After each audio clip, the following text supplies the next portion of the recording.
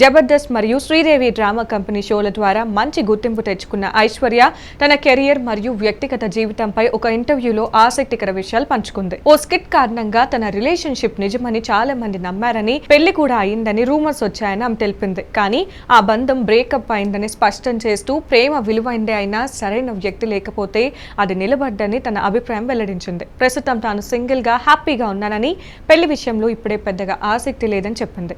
ఇండస్ట్రీలో ఎదురైన చేదు అనుభవాల గురించి మాట్లాడుతూ కమిట్మెంట్ పేరుతో ఎదురైన ఇబ్బందులను బయటపెట్టింది. ఆ పదం అర్థం తెలియక మొదట తాను వేరేలా స్పందించిన సంఘటనను కూడా గుర్తు చేసుకుంది.